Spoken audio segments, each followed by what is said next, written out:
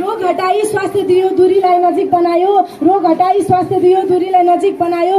मानव सभ्यताको अन्त्यमा विज्ञानले महत्त्वपूर्ण भूमिका निभायो। धन्यवाद कार्यक्रम सञ्चालकज्यू, यस सभाका सभापति महोदय, प्रमुख अतिथि, विशेष अतिथिगण, दूधका दूध पानीका पानी छुट्याउन आसीन हुनुभएका निष्पक्ष निर्णायक मण्डलज्यू, आदरणीय गुरुवर्ग, मसँग प्रतिस्पर्धामा सिङ्गौरी खेल्न आउनुभएका मेरा प्रतिस्पर्धी मित्रहरू र मेरा प्यारा भाइ बहिनी साथै दाइ दिदीहरूमा म यस्तै विद्यालयको कक्षा 9 मा अध्ययनरत छात्रा अञ्जली विश्वकर्माको तर्फबाट न्यानो अभिवादन टकाल्छु। आजको यस शुक्रबारे कार्यक्रम अन्तर्गत यहाँ सञ्चालन भइरहेको वाद विवाद प्रतियोगिताको शीर्षक रहेको छ विज्ञान वरदान हो कि विज्ञान वरदान कि अभिशाप। म विज्ञान वरदान हो भन्ने पक्षमा आफ्ना विचारहरू प्रस्तुत गर्न पाउँदा आफूले आफूलाई निकै भाग्यशाली महसुस गर्छु।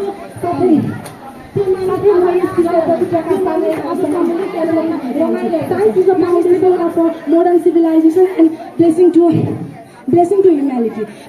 विज्ञान आधुनिक सभ्यताको आधार र मानव जीवनको एक अवसर हो। आजको युग विज्ञान र प्रविधिको युग हो। विज्ञान र प्रविधिको विकासले आजको यो युग सुखमय बनेको छ।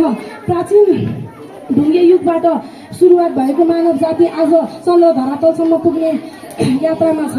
प्राचीन समयमा बर्खाको भेल तर्न नसकेर खोला किनारको छेउमा ठुलो ठुलो हेर्ने मानिस त्यो मानिस आज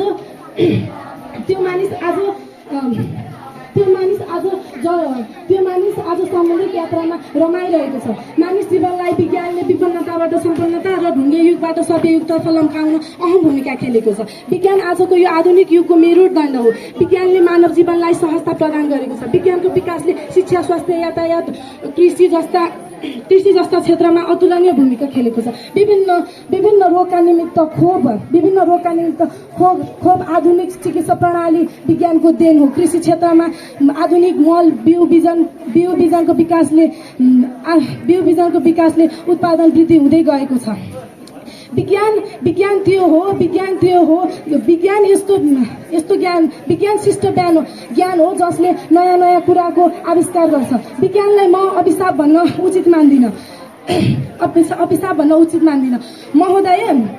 विज्ञानले मानिसलाई अलौकिक र लोभ लाग्दो बनाएको छ। पूर्व मित्रले भन्नुभयो विज्ञानका कारण आज पृथ्वी प्रदूषण भएर ध्वस्त हुने अवस्थामा पुगेको छ। म उहाँलाई एउटै प्रश्न गर्न चाहन्छु, किन चढ्नुहुन्छ त्यो गाडी जो विज्ञानले बनायो? किन प्रयोग गर्नुहुन्छ त्यो इन्टरनेट जो विज्ञानको देन हो? किन प्रयोग गर्नुहुन्छ त्यो खेतबारीमा जो विज्ञानबाट निर्मित भएको छ, जुन विज्ञानलाई तपाईँ अभिशाप भन्दै हुनुहुन्छ?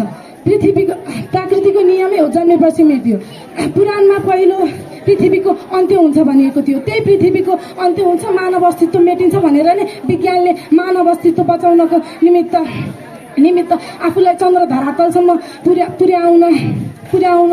पुर्याउने यात्रा सञ्चालन गर्दैछ। यो के विज्ञानको अभिशाप हो? पूर्व मित्रले विज्ञानलाई अभिशाप भन्नुभयो।